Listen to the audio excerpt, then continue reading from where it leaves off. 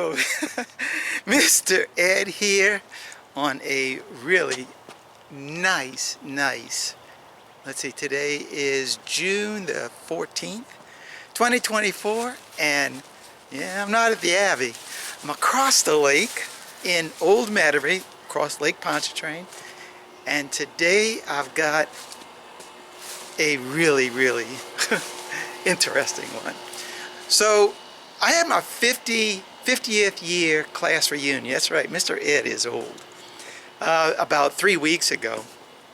And when we were there, when I was there, one of my old classmates, Buzzy, he said, "Jeff, look, I got a rental property, and they got bees in it. Could you go take a look at it and see what you can do for me?" And that. And I said, "Yeah, sure, I'll go look." So it's early in the morning. It's right around 6:15 in the morning right now. I want to get over here before the sun came up and the day got hot, because we're going to hit the 90s again today, mid-90s. And I mean, we're just in June and we're in mid-90s, so it's going to be a hot one. So I want to get over here today. And he had sent me pictures of what the bees look like on the shed, and it didn't look like all that much. And so here I am investigating it today. Not investigating, I'm actually going to do the removal. And so here is the shed that the bees are in, and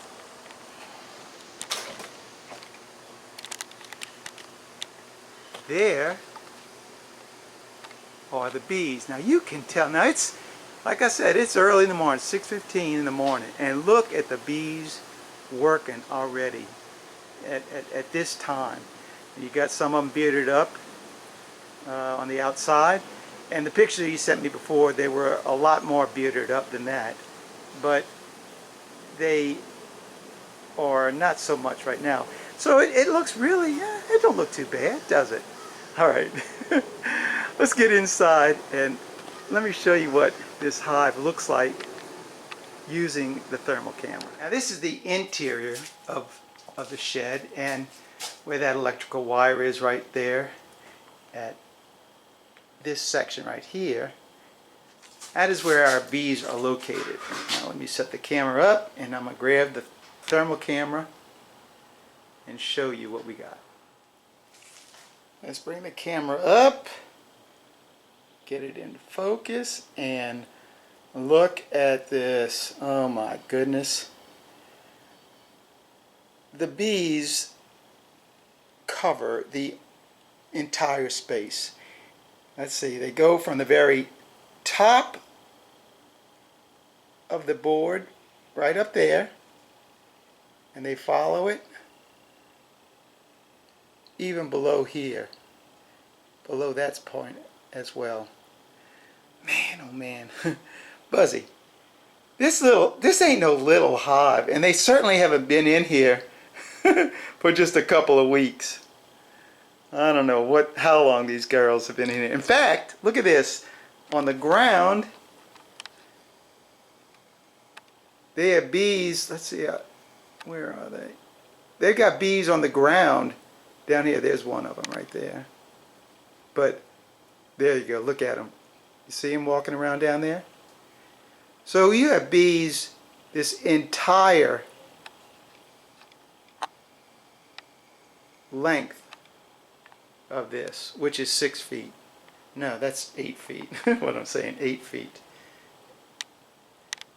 Now what I've got to do is I got to remove that electrical box, take off some of those 2x4s right there, and at that point pull that piece of plywood off of there. This other piece right there, that's a gas line right there, so I can't do anything about that. But I'll just have to pull that piece of plywood over that. And there you have it. This is definitely, I think, more than a one-guy job, but since Charlie doesn't want to get up early except to go fishing, well, it looks like I'll be handling it on my own. So by the grace of God, these girls, as you can see, they're already coming over and hitting this camera. By the grace of God, these girls right here, they're coming back to the Abbey with me. Let's get inside there and start wrangling some bees. I've taken off the pieces of 2x4 and the electrical box, And it appears that there's only 6 nails that are holding that piece of plywood up on there. And so hopefully just those 6, will pop those things off and the board will come off.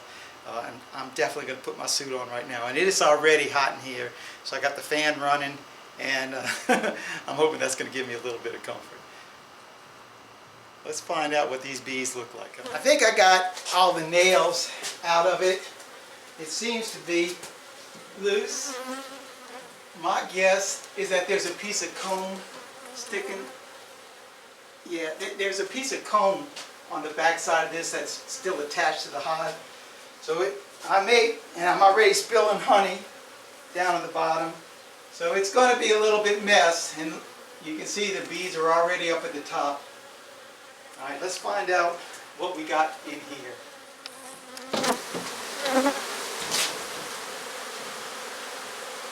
A lot of bees, that's for sure.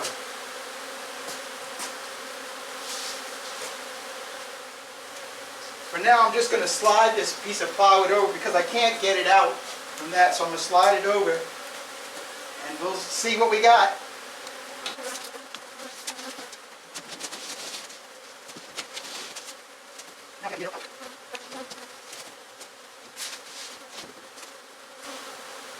Ooh-wee. I thought I could.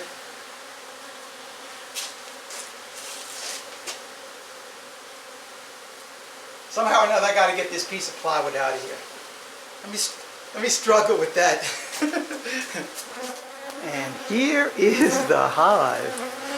And here's the board that was in front of it. I mean, these bees are not happy. I hate to admit it, but I had to smoke these girls because they are just, even just right now, they're just not happy right now. Now, if Charlie was here, I wouldn't have smoked them. We would have just had to take the hits. But since it's just me by myself, I'm tired of taking the hits and I'm smoking these girls. So I smoked them, calmed them down a little bit, but as you can see, it really hasn't slowed them down that much. First thing I'm going to do is take care of this board right here, take all that honey off of that board, put it in an ice chest, and then move that board because we got a lot of bees back up underneath here. I was, of course, hoping my queen would be in this section right here, but she wasn't. But who knows where I'm going to find her in this big old mess of bees. Time to remove some honeycomb.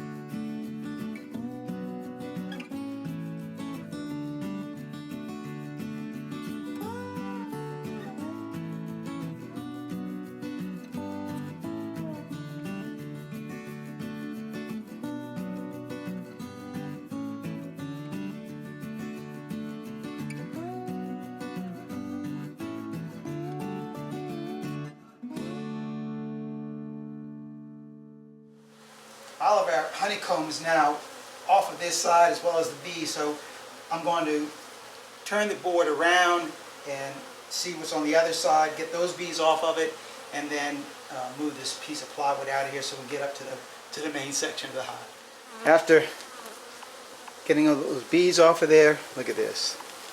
We have all these bees down here, and who knows, she may be in this mess of bees. So I'm going to get these bees out of here first, and then go to work on these bees right here. I have been very busy for the last half an hour vacuuming bees, and as you can tell, pretty much they're all gone from this spot. No, our queen wasn't in that mess. And I've been vacuuming them off the face of the comb as well. One thing I want to point out before I start removing some of that honeycomb is those bees were on that comb for a while, and in that time they actually have eaten all that honey that was on the edges of these combs that were broken out when the hive was taken apart. So that part's good. And now I've got to start taking out this piece. Now this is all honey right here, and our brood starts right in here. And then as we go up, we got more honey up there, and then more honey all over here. A lot of honey in here. Alright, I'm going to start by taking off this section right here, cutting it up. Hopefully I'll be able to frame some of this stuff up. It looks like I may be able to. Maybe up at the top it might be too thick, but down here it looks pretty good. So I'll try to save this stuff and try to get it into one of the frames.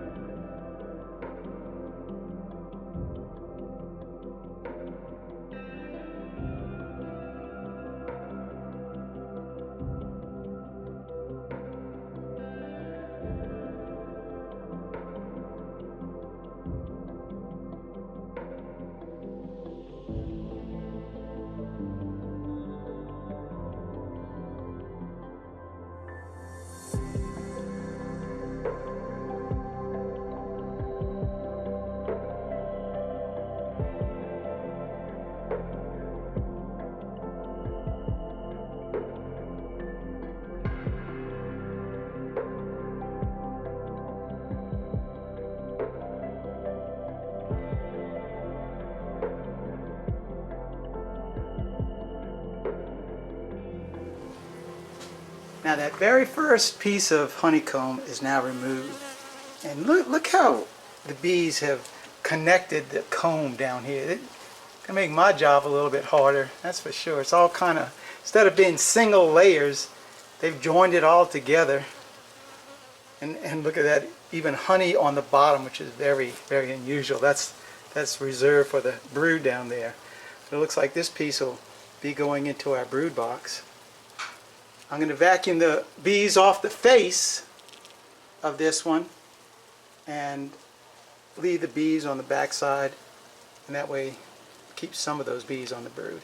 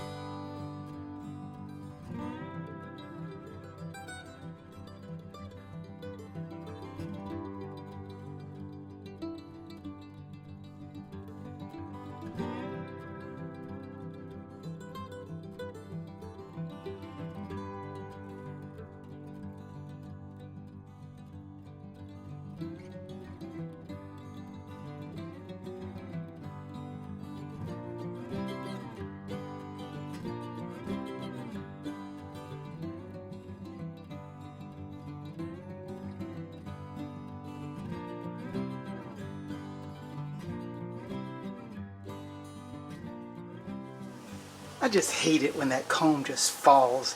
And I knew it. I should have gotten that piece before I came on down with that one because I saw it wiggling.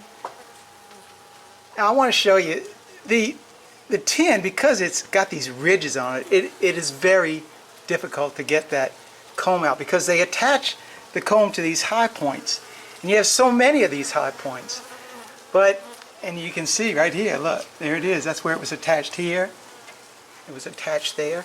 So it does make it a little bit difficult. And that was our main section of brood, I think. I saw a lot of uncapped brood. And way up here, look at all the bees up there. And I really suspect my queen is in here. So I'm going to go through here carefully, looking for her. And if I find her, well, you know I'll show you. But since Charlie ain't here to hold the camera, we'll just have to pick it up if I do catch her. Guess what, folks? She was up in there, and look at this. We got her in the cage now. Boom. Woo! Thank you, Jesus, man. I really did kind of assume that she was on that piece of comb and just ran up there. And she was behind that piece of tin. I just waited. There she is. Woo! Thank you, Jesus. Awesome. And now that that little issue is resolved, I'm going to go ahead and finish taking down the rest of the stuff. I think I've got most of the bees. We just got a lot of comb and a lot of honey in there, and I'll just start taking it out. And at the end of the video, I'll show you all the honey that I got. So I'm just going to kind of work fast here. It is really getting hot. So I want to get this stuff out of here into the ice chest and then get back up to the Abbey. So I'll see you all. I hope it won't be too long. Well, folks, it ain't there no more. Yeah, I still got a few more bees to get vacuumed up. But man, there's a bunch of little hive beetles running around. I don't want to vacuum them up. Just a few more bees to vacuum up. And then again, look at this. So I put our queen over here, and all these bees came over by her, so I'll vacuum those girls up. And since all that comb is gone out of the wall, let me show you just where it went. Look at this. This is all frameable honeycomb right here. All of that. That is just awesome. I couldn't tell you how many pounds of honey that is, but I know it's going to be plenty enough for these girls to get them through the winter. Now, in this bucket right here, this was all stuff that was so thick, it's not frameable. It just isn't frameable. And man, it's beautiful, beautiful, beautiful looking honey. And then this is just comb that it just wasn't frameable, and it was just cull stuff. So I just threw it all in this one ice chest. I didn't want to mix it with this one right here. And then this ice chest, this is all of our brood right here. And now I'm going to go ahead and vacuum up the bees over there by the queen, the few little stragglers that are up there. I'm going to load everything up into the truck, and I'm going to head across the lake, back up to the Abbey, and I'll frame all that stuff up and I'll show you what it looks like as I frame it up. Not as I frame it up, but after it's framed up, and then I'm going to turn the bees loose. We'll pick this up on the other side of the lake. Well, I know I told you that I was going to show you the comb and the bees and all that stuff when I get back up to the Abbey. And what happened when I get back up to the Abbey is just so disappointing. When I was at the removal, after vacuuming the bees in that first bee vac, I took the bee vac and I placed it right in front of the fan so that air could just pass over it and get some of that heat in there, because I knew I had a lot of bees in there. I didn't quite know how many bees I had in there. And what happened was that they were fine. They were fine when I left the job. And like I said, it's about an hour and 15-minute ride to the Abbey. And when I got up here, and the air conditioner was on. In fact, I turned the air conditioner on in the van even before I loaded it up because I wanted that temperature to go down. But when I got back to the Abbey, the bee vac that had most of the bees in it, the bees had regurgitated all the honey. It was just a disaster, and probably 90% of them perished. And I mean, it's so disheartening for me because I try to do what's best for the bees, and yet I still make these major mistakes. It's just our temperatures are just getting too warm, really, for us to be transferring bees in these bee vacs. Even though it is open on both sides and ventilation can pass through it, it's either that or you can only vacuum 2 pounds of bees and then move on to the next one. So not a happy ending at all with this removal. Now I did have the other bee vac that probably had about 2,000 plus bees in it, and our queen, she was alive. So what I wound up doing is I just put them in a 5-frame nuke where it should have been almost 2 boxes, and I had all the comb, everything to take care of that, and I put them in a 5-frame nuke. Now, that being said, I don't hold out a lot of hope even for putting them in that 5-frame nuke. The reason being is that when I was vacuuming the bees, there was just a tremendous amount of hive beetles. I'm not saying tremendous, but there were a lot of hive beetles in that hive. And when I got back and started going through that comb, trying to get some good comb to put on these bees, I already saw maggots, hive beetle maggots crawling on the comb. Our temperatures, even right now, and it's 4:15. Right now it's 96 degrees. It's just so warm, and it's so warm so early. I just really don't know how those bees are going to work out. I reduced the space. I only put 2 frames of brood in there and 2 frames of honey, about 2,000 bees. It might be enough space and room in there. So we'll just see. But I just don't, with the bees being stressed out from the removal, then on top of that catastrophe of them dying, the stress may have already been too much for the bees, and they may have already just given up. So, we'll see. I'm really seriously considering stop doing the cutouts unless we can do them in the air conditioning, and then keep the bees cool during the transportation. It's just maybe getting to that point where I may have to stop doing them until October or November. So that was the deal, and it's just a sad thing. And another reason why the guys that do cutouts and people say, well, you're going to get the bees. Well, yeah, you're going to get the bees, but in this case, where I go get the bees, I work 6 hours removing the bees, bring them back, and I have no bees, basically no bees. So that's wrangling for you. So unfortunately, I'm going to close on a very, very sad note, but I'm closing regardless. So thanks for watching. Keep on watching, and I will be making more. God bless. Mr. Ed, I'm out of here until the next video.